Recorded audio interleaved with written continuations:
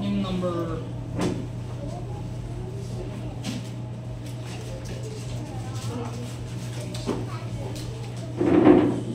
number 58.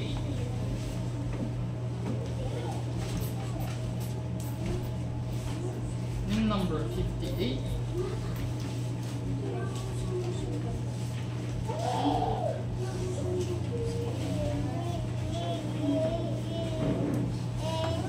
Rejoice, the Lord is King. Number 58.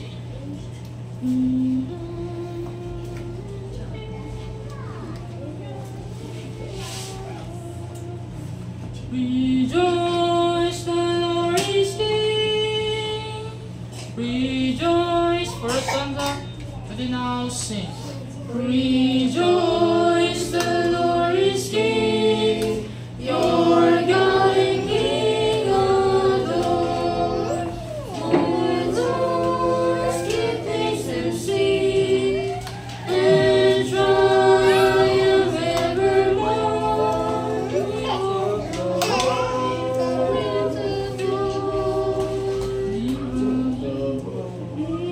Lift up the voice, rejoice aloud.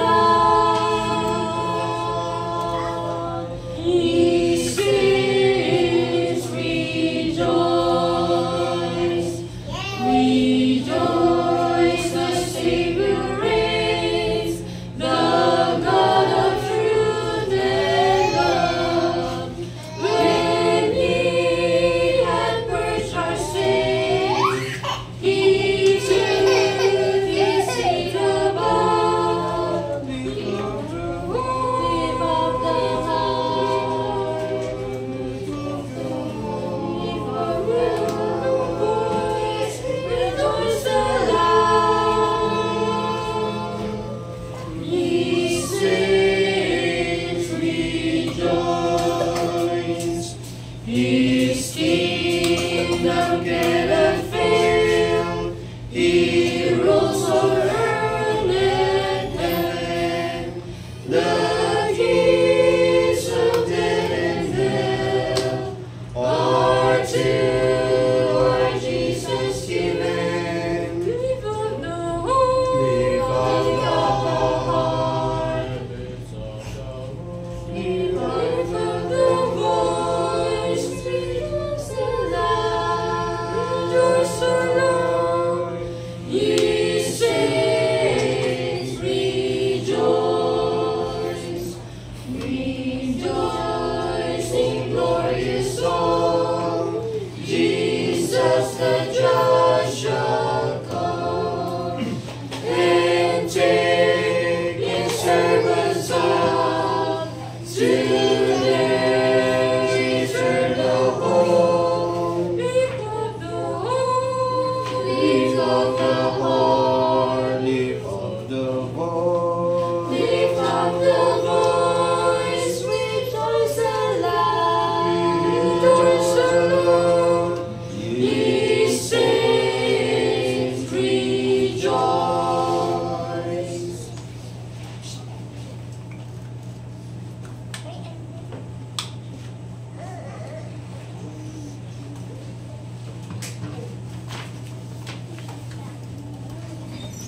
For our next song po, please hymn number 363.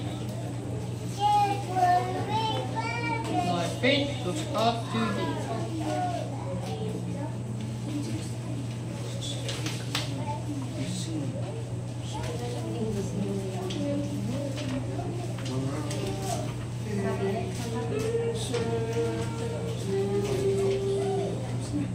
Hymn number 363. My faith looks up to Thee.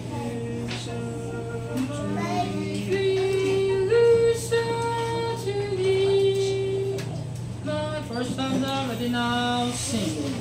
My faith looks up to Thee, Thou Lamb of Calvary, Savior divine.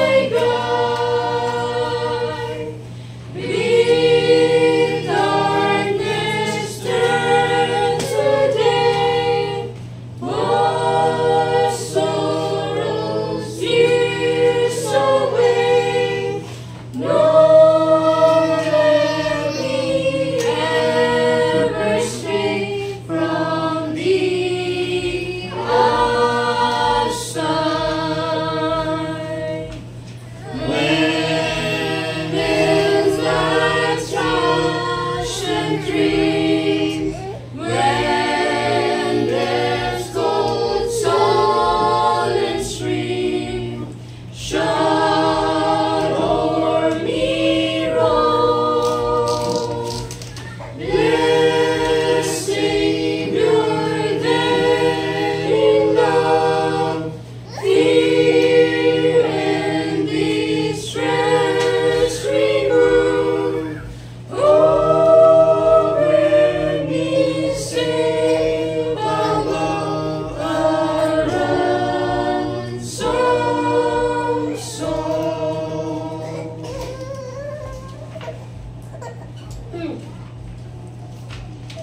Before po, we close the Jude. Any song po?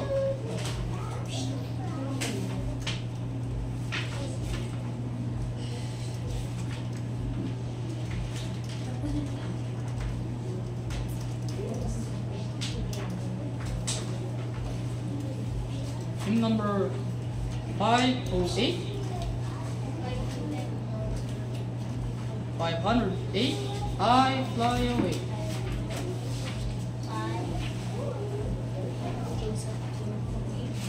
Five oh eight.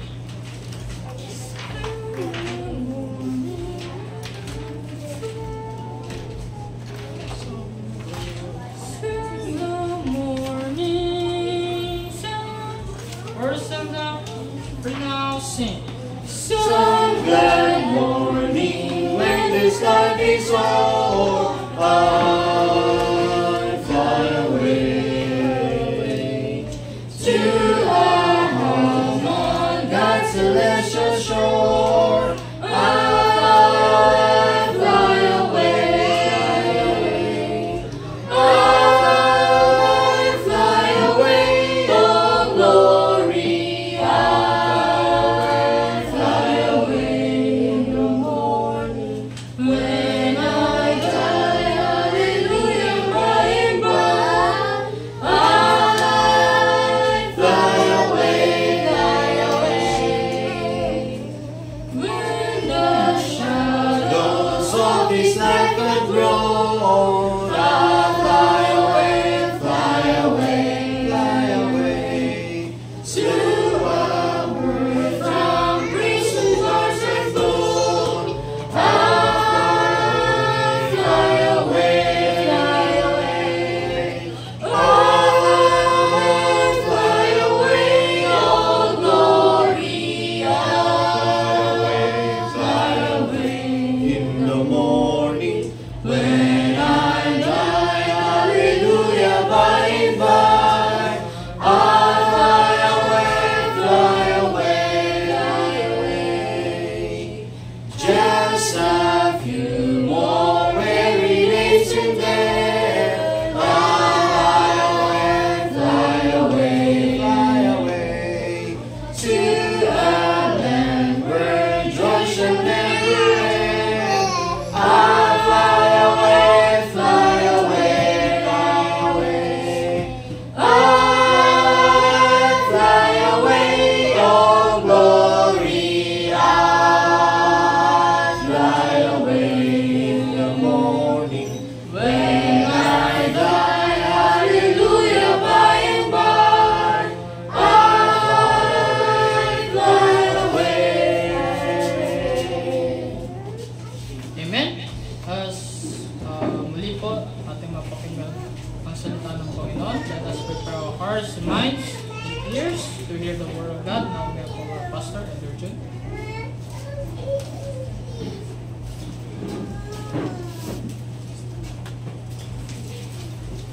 Amen. Thank you, Brother Itap. Let's open our Bible in 1 Corinthians chapter 14.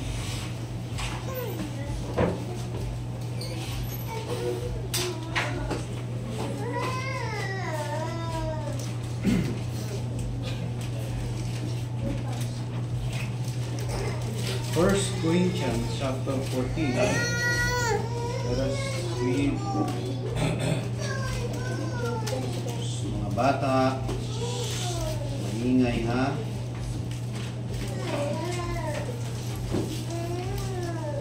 1 Corinthians chapter 14. Let's all stand. Let's read these verses. Verse 1 hanggang 15. Now 17. May silang.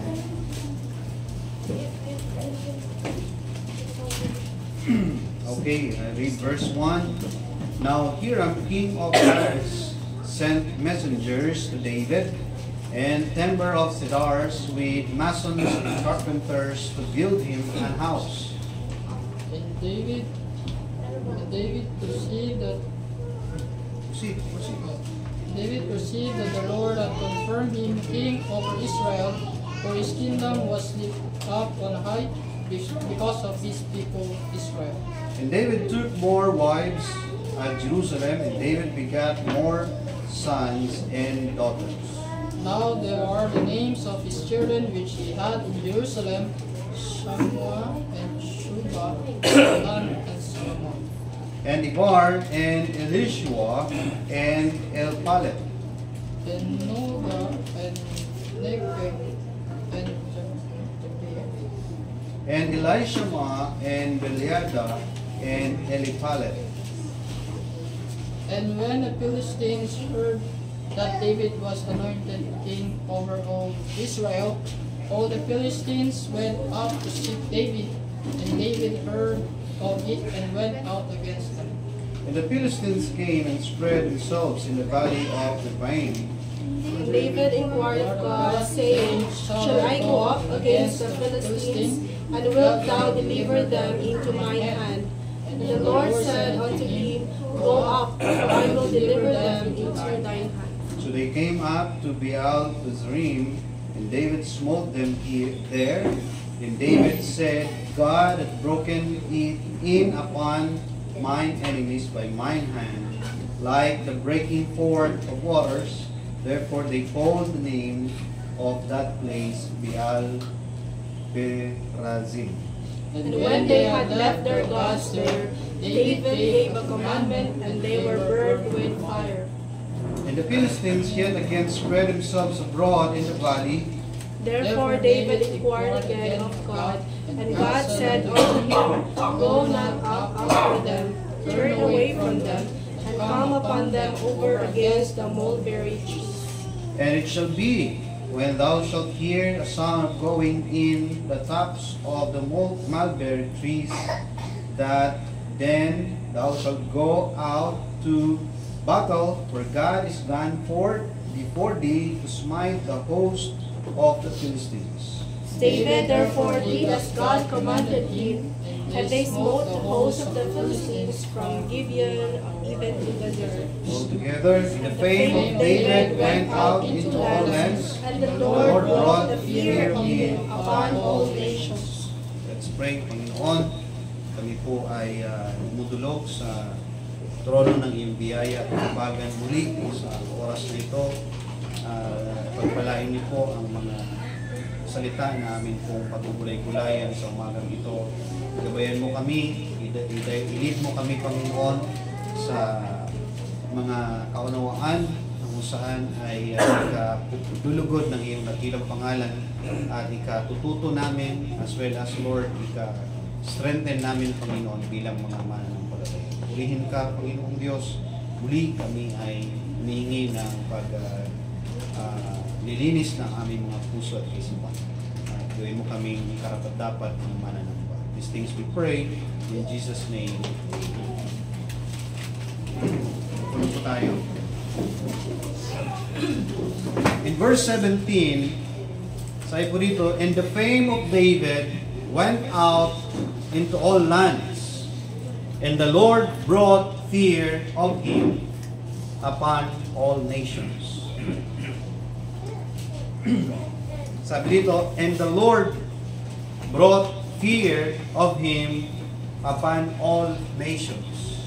Nagdala po ang Diyos, ang Panginoon mismo ang gumawa, naglagay ng takot sa mga nakapaligid na bansa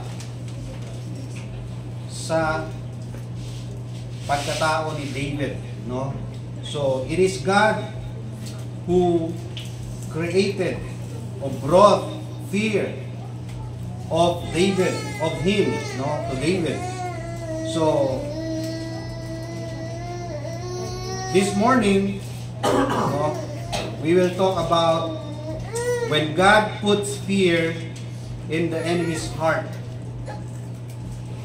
Kapag ang Diyos na ang naglagay ng takot sa mga kaaway. No, we have hindi po natin hinahanap ang kaaway. But the moment that we are with God, no, meron po tayong automatic enemies. And number one pong kaaway ng Panginoon ay ang kasalanan.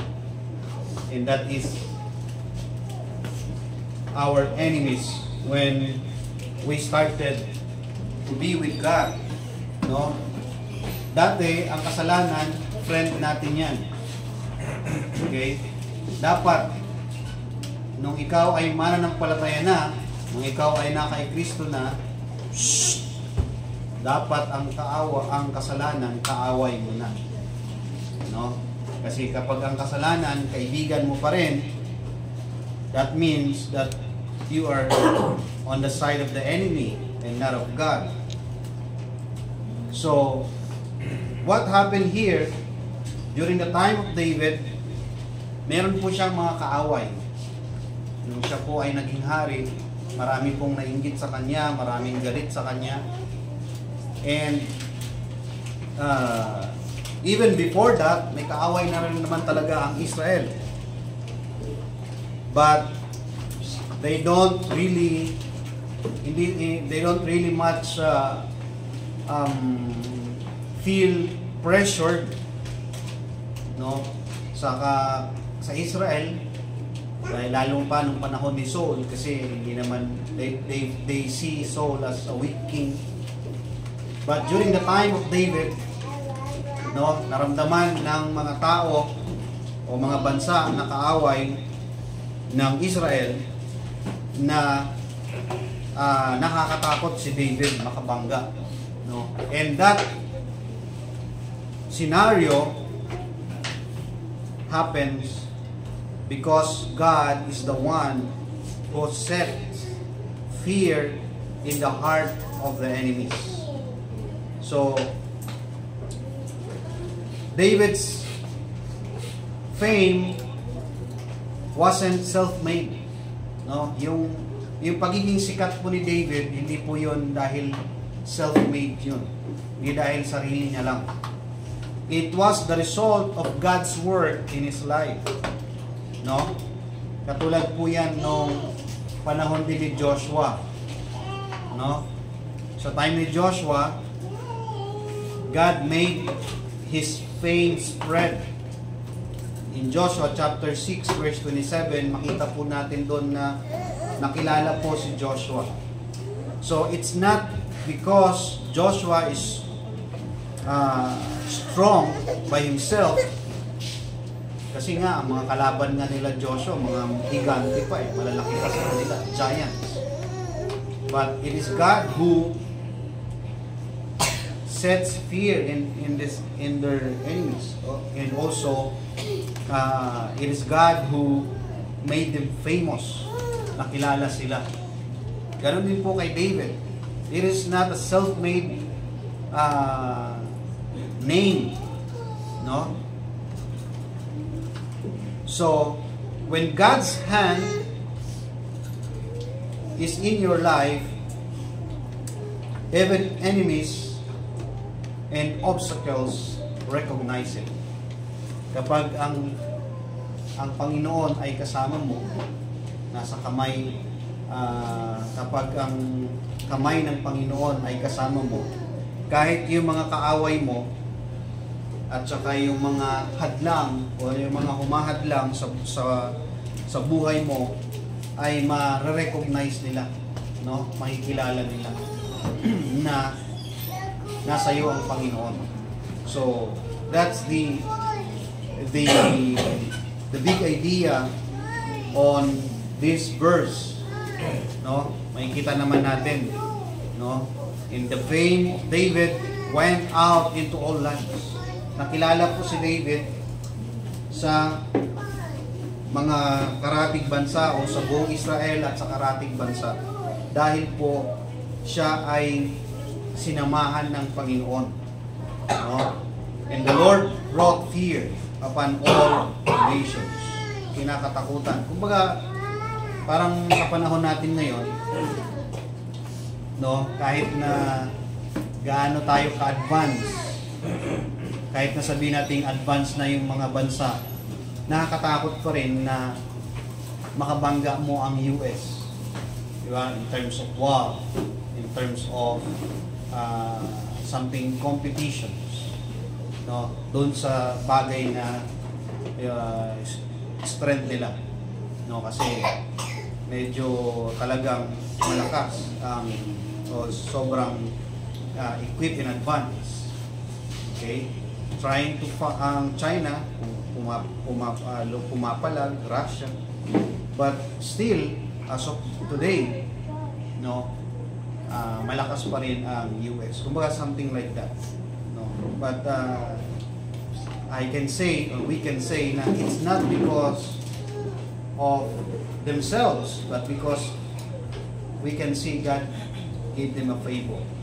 Kasi makikita mo ang US way back 1980s pabalik, no, they are tawag nito, mga godly sila, no, nag-migrate nga dyan yung mga Christians, no, at mga makikita natin even their constitutions, original constitution sila is Bible based. So makikita natin that it is God's who work in them. So when God puts fear in the enemy's heart, number one, we can see, no, God's favor to a godly reputation. Makikita mo dito, and the fame of David went out into all lands. Naging famous po si David. Okay? He achieved or he attained a godly reputation. Nagkaroon siya ng makadiyos na reputasyon. Kumbaga, pag sabing reputation, it speaks of your being, it speaks of your personality. Na ito ka, pag sinabing pag binanggit yung pangalan mo, yan yung reputasyon mo. Okay? So, it's God's work and not human effort, no, that gives lasting reputation. Makikita po natin na ang Diyos ang pwedeng mag-maintain. Una, siya ang nagbibigay ng magandang reputasyon sa atin, sa mga tao, especially to the believers, leaders who are godly leaders and believers. It is God's work to give us a good reputation, and not only good reputation but a long-lasting reputation. Diba? Parang si Joseph in Genesis chapter 41 verse 39 to 41, sabi doon, and Pharaoh said to Joseph, for as much as God hath showed thee all this, there is none so discreet and wise as thou art. Thou shalt be over my house, and according to thy word shall all my people be ruled. Only in the throne will I be greater than thou. And Pharaoh said to Joseph, see, I have set thee over all the land of Egypt. Kung makikita natin, during the time of Joseph, when the Pharaoh was, nung sinuggest po na sa Pharaoh na dapat magtalaga siya ng isang taong mahusay para i-manage yung, ang tawag nito, yung calamity na kanilang pinagdadaanan, pwedeng pagdaanan, based on sa vision na binigay ng Panginoon. So what the Lord did to Joseph ay inelevate ng Panginoon si Joseph. No? He was recognized by the Pharaoh na no other person that is qualified. Walang ibang taong kwalipikado sa position none other than but Joseph. So, it's not Joseph himself, but it's God. No? So, if God is with His people, no? Bibigyan tayo, pwede tayo magkaroon ng pabor to have a godly reputation. Kaya minsan, bilang mananampalataya, disconnected po sa ating buhay kapag kapangit yung ating reputasyon. No? Kumbaga, testimony. Pag binanggit yung pangalan mo, o kaya naalala ka, ang nakikita sa iyo yung pangit na buhay.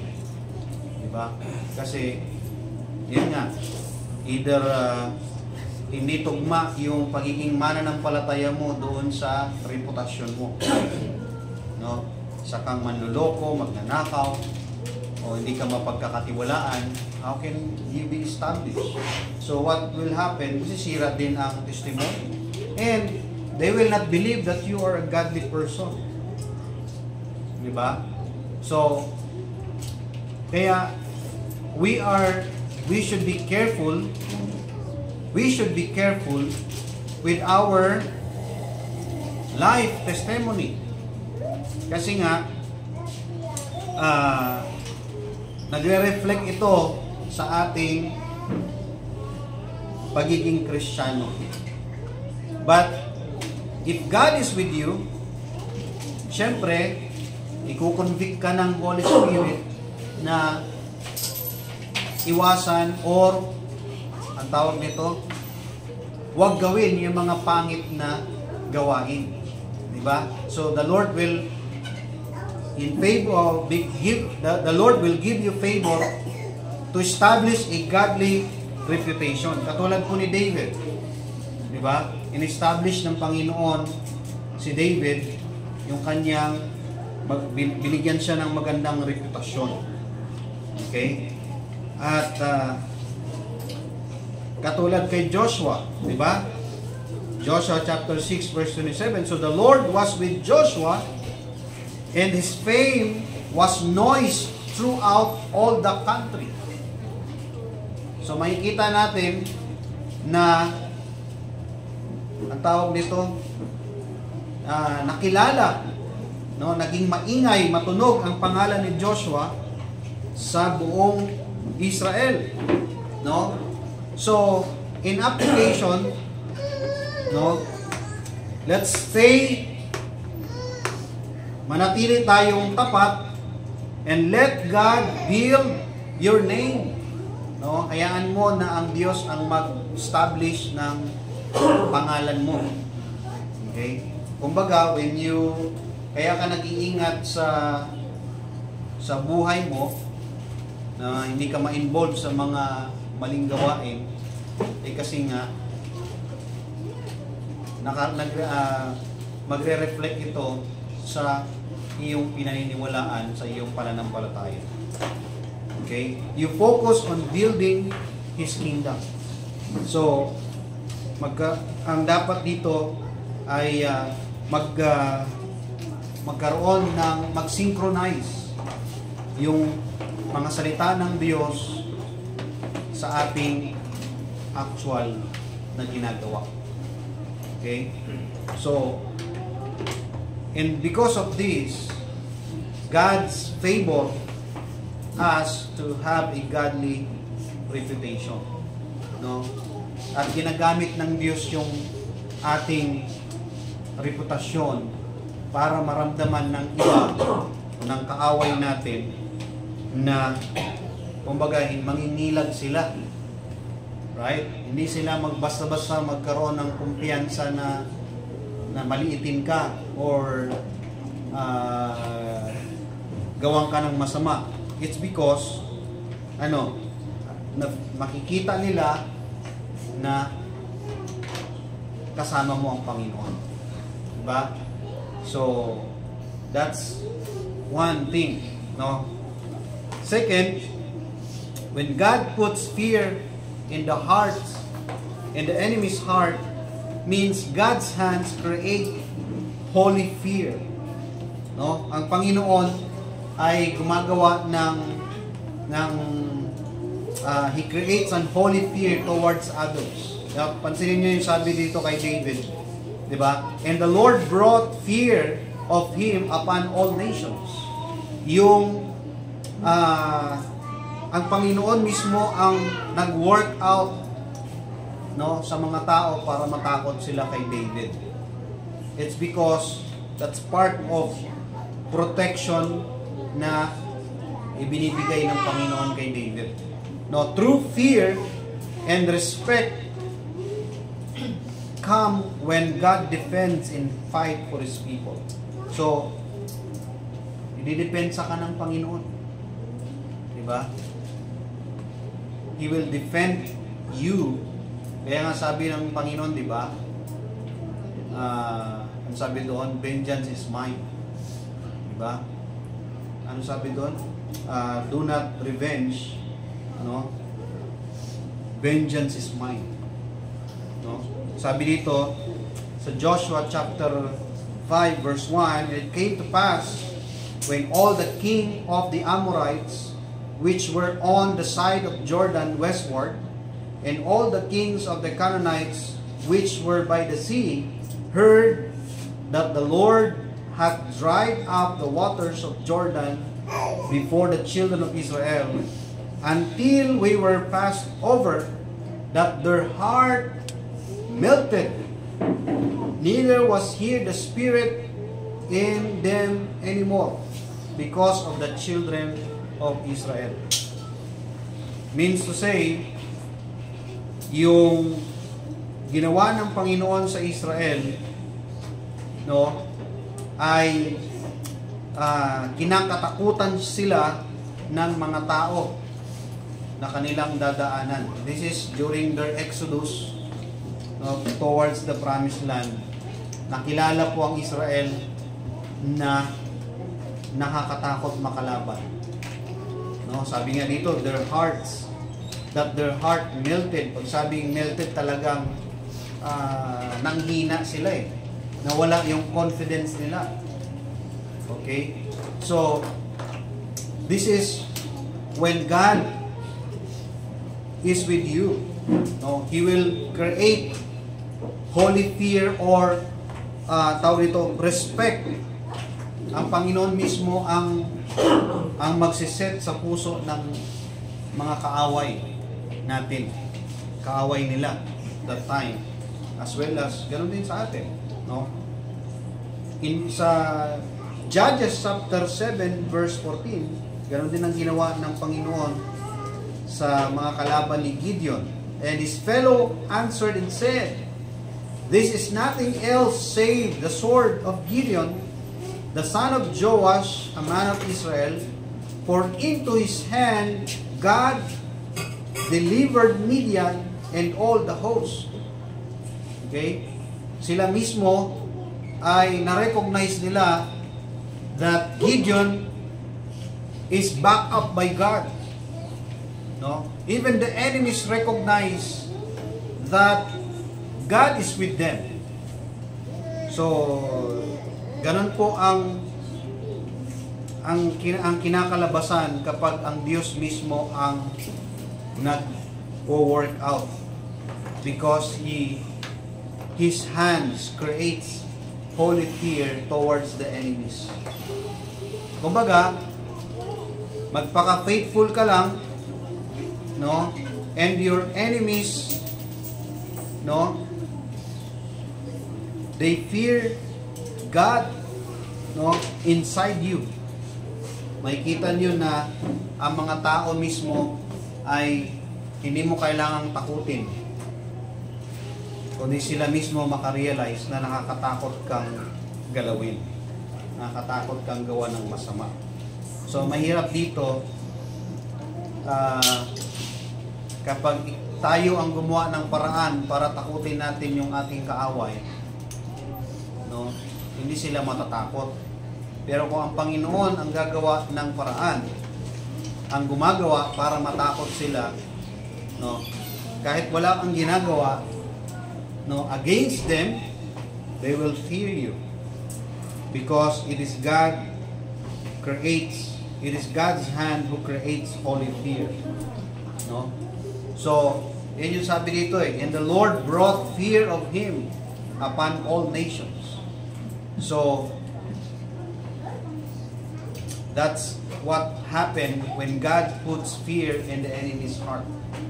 Third, God's power turns believers into His witness. When God puts fear in the enemy's heart, His believers, no, their testimonies shows God's greatness. Diba? So, yan ang makikita natin dito sa verse 17. And the faith of David went out into all lands, and the Lord brought fear, no, in the fear of Him upon all nations. So their victories, yung mga tagumpay na nangyari kay David is a witness of God's greatness. Yung mga success ni David, even yung mga ginawa pa ni David noon, ay maaalala ng mga tao na kasama ng Panginoon yan.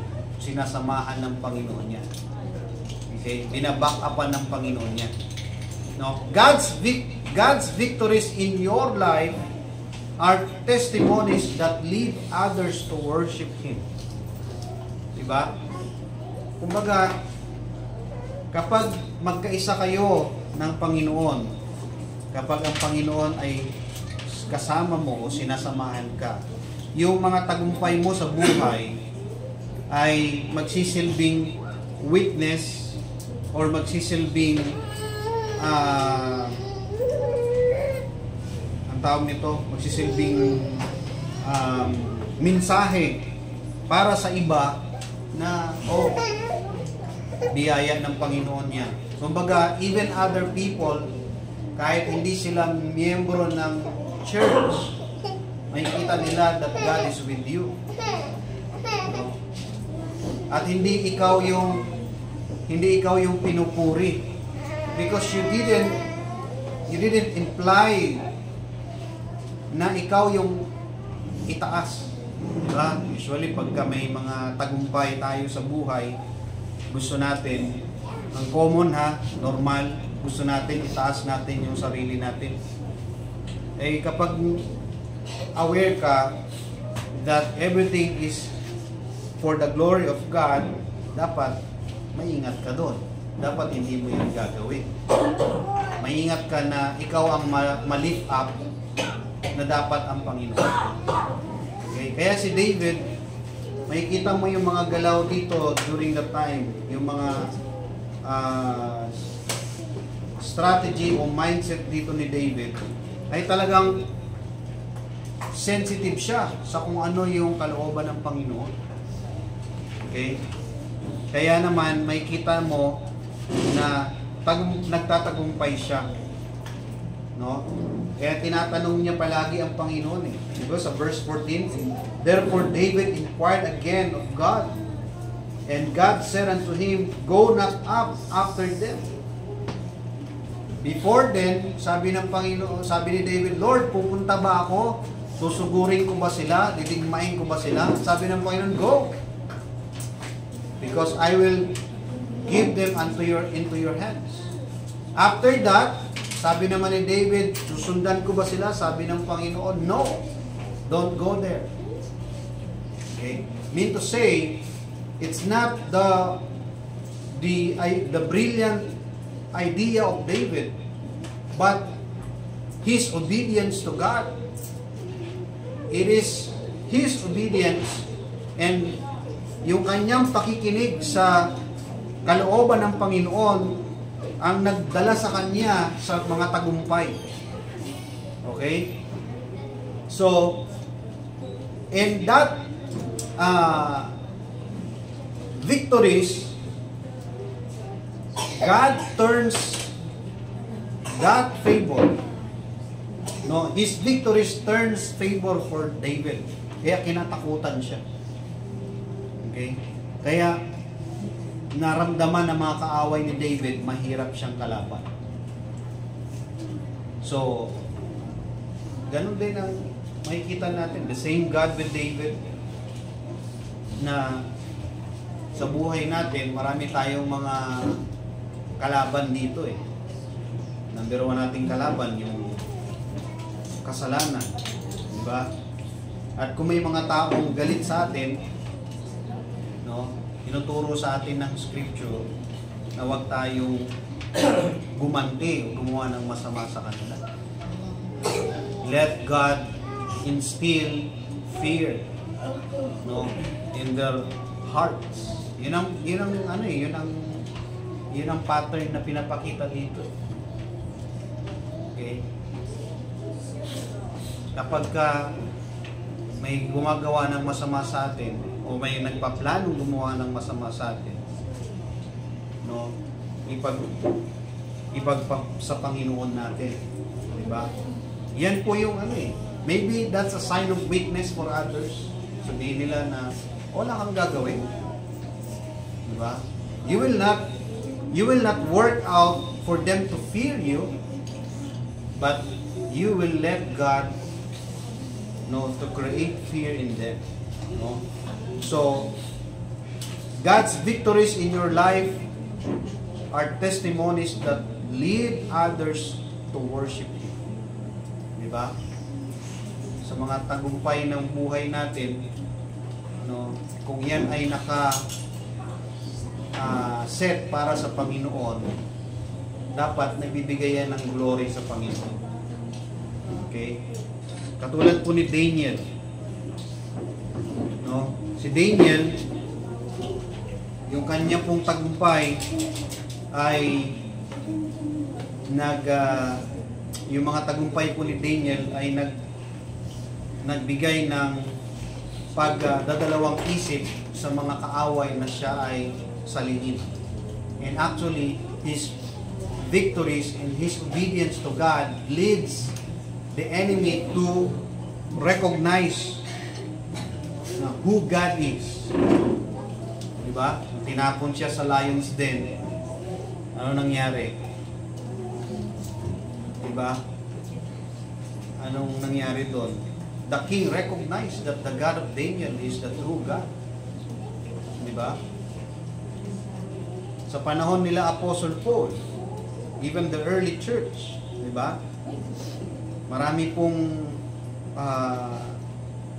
mga nag-persecute sa kanila.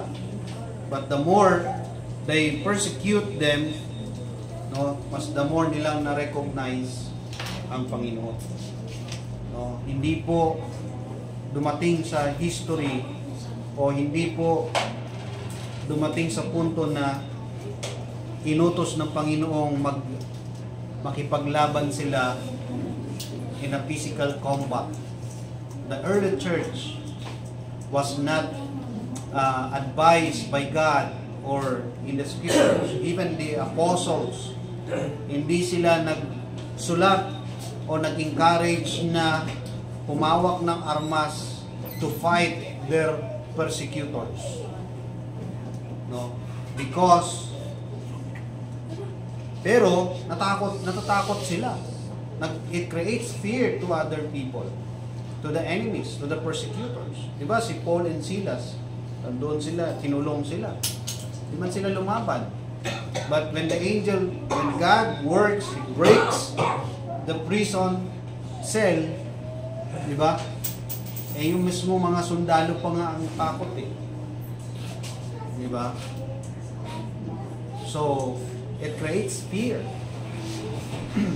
Because our obedience in victories in Christ leads others people, no, as witness to God.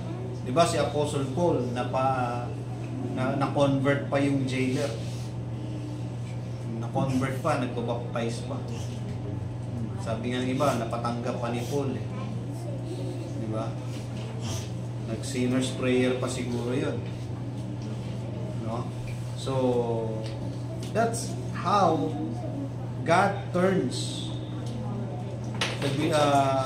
That's how God's power turns believers into His witness. Okay? Your victory is God's glory. Dapat ganun. David's victory is for God's glory. Kaya kung meron kang pinagsusumikapan sa buhay dito, ano yan? Para saan yan? If that is not for God's glory, that is nothing. Para sa pamilya mo lang, diba? Para sa sarili mo lang. Kung hindi yan sa glory ng Panginoon, mapapagod ka dyan. Kung hindi yan sa glory ng Panginoon, darating yung time, it's a waste of time. Alam mo yun, akala mo yung pagsumikap mo ay ganito. Kung hindi yan nakatuon sa Panginoon, kung ikaw ay Kristiyano at ganon ang mentality mo, papagod ka. Pag dumating ka na sa mga pagsubok, bibigay ka na. Ang ending nun, parang ikaw lang mag-isa, hindi mo kasama ang Panginoon. Dapat, when you do things, you have this mindset that your victory is for God's glory. Kumbaga, your story is God's glory. Pag kinuwento mo na yung buhay mo, bilang mananampalataya, how you live your life, mag-glory, mag-praise naman yung mga kikinig. Nag-praise sila sa Panginoon kasi you decide and you make your life inclined with God. Katulad po si David. Pag-usapan natin ang buhay ni David. Ano ang ending nito? What's the impact to those who will hear the story of David? Diba? It is a story of obedience. It is a story of repentance. It is a story of failure, discipline, repentance. But in the end, it gives the hearer to glorify God. Ikaw, anong storya ang binubuo mo ngayon? Pag yan bang storya mo na yan, kinuwento mo sa anak mo, mag-worship ba sila sa Panginoon? Kikilalanin ba nila na ang Panginoon ay mabuti?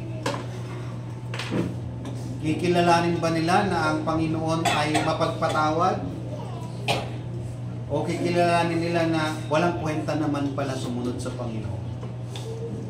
What are you establishing, brethren? Ano ini-establish natin ngayon sa ating buhay? So, in application, dapat your story is God's glory. Let Him use your life as a proof of His power. Yun yung point dito. Dapat hayaan mo ang Diyos na yung buhay mo ay isang patotoo, isang patunay ng Kanyang kapangyarihan. Yun sabi sa sa dyan, let your light so shine before men, that they may see your good works. Anong makikita nila? Good works mo. Pero, yung good works mo na yan, maa-attribute sa Panginoon. Not to yourself, not to your glory. So, it's a matter of your mindset. It's a matter of the order o yung setup ng iyong pamumuhay. Paano mo sineset yung buhay mo? Marami nga tayong mga maling mindset maling direksyon. Kaya nga nag-aaral tayo ng salita ng Diyos para itama. mga akala nating okay, pala mali. Kahit yung sa simpleng kaisipan lang natin, yung ginagawa natin, wala naman tayo may tatago sa Panginoon eh. Alam niya motives mo. Alam niya yung nasa puso mo. Alam niya lahat ng nasa isip natin. Kahit nandito tayo ngayon, paglabas natin dito, pagkatapos dito, alam ng Panginoon every detail of your mindset. At kung ano ang motivation mo sa buhay mo. So, kung meron tayong, kung magpapaka-honest talaga tayo at magpapakatotoo tayo, let us align our mindset to the will of God. Okay? And let Him use your life. Di ba sabi doon, present your bodies a living sacrifice, holy and acceptable. Naglilingkod ka na rin lang. Naglilingkod na rin lang tayo. Magpakatotoo na talaga ng paglilingkod. Mean to say, we fight every obstacles, we fight struggles, we fight challenges that hinder us to have a pure service to God. No? So, wag tayong magsettle sa mga alibis and justifications natin na hindi tayo makapag-serve ng tapat sa Panginoon. Sometimes, nagsisettle na lang tayo, okay na lang to. Hindi tayo nagpapaka-seryoso kumbaga. May mga mananampalataya na they just do things na hindi talaga ganun ka serious. Brethren, that's not what David's life is. David's a very eager and serious in his obedience to God. When he became king, even before na hindi pa siya king, seryoso talaga siya sa Panginoon. But when he became king, the more that he relied on God, yun yung ano dito. Kaya sumikat siya eh. Sumikat siya hindi sa sarili niya, kundi ang Panginoon ang nagpasikat sa kanya. No? Dahil sumikat siya bilang isang masunuring anak. Mga kapatid, sa anong gusto mong makilala ka? Dalawang paraan para makilala eh. Diba? Good and bad publicity. Diba? Sa business, ginagawa yan eh. Kung hindi tayo mag-improve, hindi tayo makilala sa good publicity kahit anong effort natin, hindi talaga mubra. Tirahin natin sa bad publicity. Gumawa tayo ng issue. We should not be like that. We don't need to be, hindi dapat tayo after sa publicity, kundi after tayo sa pagsunod sa Panginoon. David is not after publicity. What he's only after is obedience to God. It is God who did that for David. Ang Panginoon ang naglagay ng takot sa mga tao. Brethren, hindi si David. So, ibig sabihin, yung pagiging famous ni David, hindi rin siya yun. Ang Panginoon yun. Kaya ang trabaho mo lang talaga bilang mananampalataya, magpakatapat ka lang sa Panginoon. Hayaan mo yung maging sikat ka, makilala ka, hayaan mo yun. Hindi mo yung trabaho eh. Hindi mo dapat nga iniisip yun eh. Makilala ka, ma-recognize ka, hindi mo dapat yun kailanman gagawa ng paraan. Because it will automatically, it will just come if God pleases it to be so. Kung kalugdan ng Panginoon na makilala ka, makilala ka. Pero, at least, hindi ikaw yun. Nakilala ka dahil masunurin ka. Hindi yung nakilala ka dahil pasaway ka. Pwede ka rin sumikat eh. Gumawa ka ng skandalo. Ay, miyembro doon sa Santa Rosa oh. Sikat. Saan sikat? Sa kasalanan. Kasi masisikat ka din eh. Dahil magiging warning ka. Kumbaga, huwag niyong tularan to. Gusto niyo ba ganun ang halimbawa niyo? Huwag kayong tularan. Ganun ba halimbawa na gusto natin? Huwag tayong tularan. Dapat, gamitin man tayo ng Panginoon, hindi sa maling halimbawa. Gamitin tayo ng Panginoon sa encouragement. Hindi sa warning. No? In conclusion, fame without God is empty. Tama, di ba? Kahit sikat ka, wala naman ang Diyos, empty. Daming ganun. Marami pong ganito na sumikat pero wala ang Panginoon. Di ba? Kahit tumingin na lang kayo sa paligid.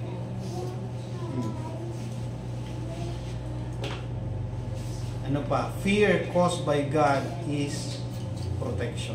Actually, yun ang the reason why God instilled fear to the neighborhood country ni David is to protect Israel. Diba? Parang ganun din sa atin, sa buhay natin. Alam nyo, nakakatakot ang bansa natin actually kung wala ang Panginoon na nag-iingat sa atin. Duterte is not enough. Any strong president is not enough to protect us from danger. Dami dyan, oh. Nakikita nyo sa social media, sunod-sunod yung mga krimen. Hindi lang naman ngayon, kahit noon pa, may mga ganyan na eh. But what keep us safe is God's protection. No? At hindi mo kailangang ipangalandakan na dapat kang katakutan. Because God will work on it. Either to spare you or to protect you. No? A life surrendered to God becomes a living witness. Ang isang buhay na suko sa Diyos ay isang buhay na patotoo. Hindi laro-laro. No? I hope time comes and it is already in us that we take seriously our worship to God. Hindi yung parang it's just a routine, it's just a normal like this. When you worship to God, a worship na seryoso kang i-incorporate ito sa araw-araw mong buhay. Even in your mindset, even in your daily things, even in your communication and transaction to other people. Dapat naka-foundation ito doon sa pagsunod mo sa Panginoon. Kumbaga, yung sukong buhay mo ay kahit paglabas mo sa church, yung dealings mo sa ibang tao, hindi tuso, hindi makamundo, kundi malakrisyanong pakikipagsalamuha, pakikipagkapwa. Bakit? Surrender din. Hindi yung maraming reservation. Parang half-hearted ba? Should not be like that. Dapat suko. David has a surrendered. Nakita mo sa buhay ni David, suko talaga siya sa Panginoon. Kamali siya, yes. But talagang yun. Ganun talaga eh. A lesson naman sa atin, may mga idleness natin. Puntahan din natin si David. David's life is a full of lesson. Yan. Nung nagpaka-relax si David, nagpaka-chillax siya, naglaro-laro siya, o tinan mo nangyari. Di ba? Ang mahirap nun, hindi tayo natuto kay David. Gusto natin lamangan si David sa kanyang kalokohan. Yun eh.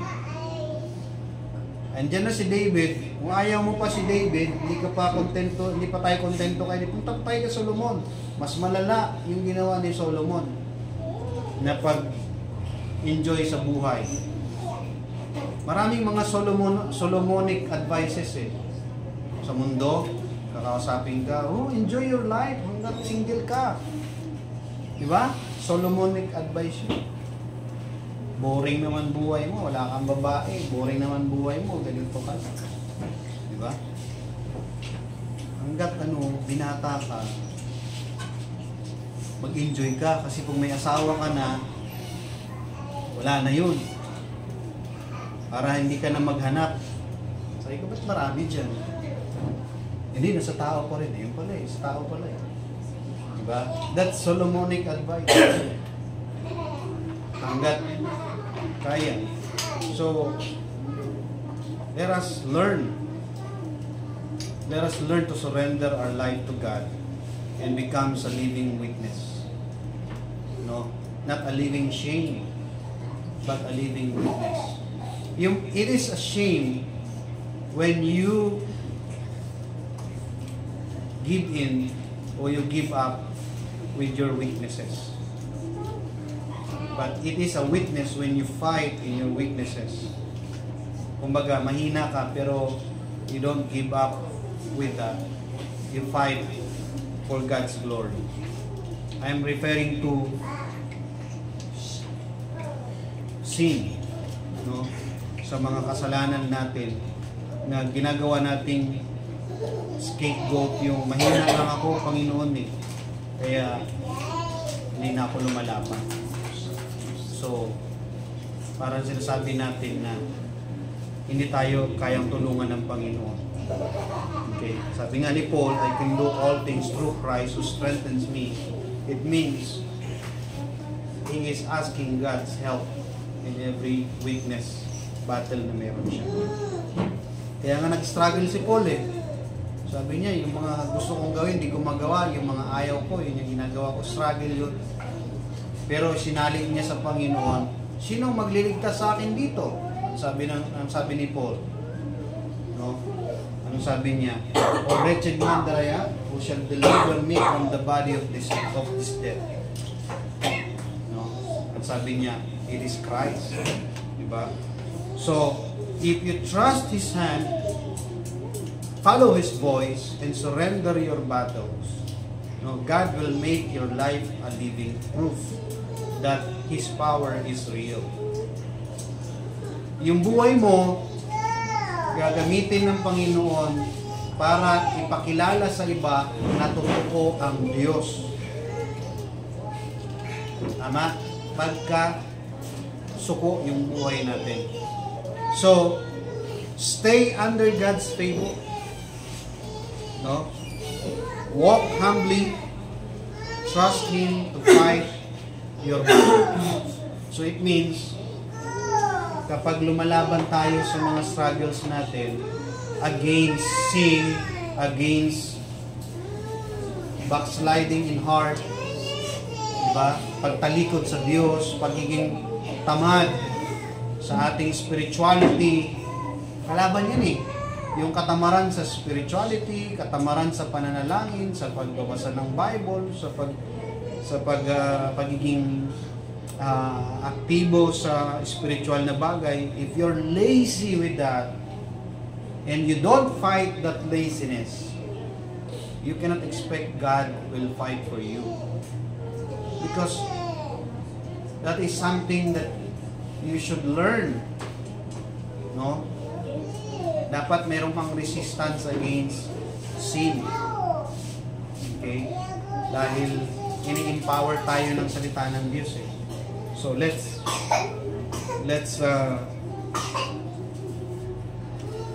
learn that lesson from David. No? So again, mga kapatid, it is not our duty to scare our enemies. Our duty is to be with God in our prayer, in our devotion, in our life. Yung kaaway natin, ang Panginoon ang tatrabaho dyan. No? Hindi mo kailangan silang takutin, hindi mo sila kailangan. Ang kailangan mo lang i-resist. Huwag kang makipag-fellowship.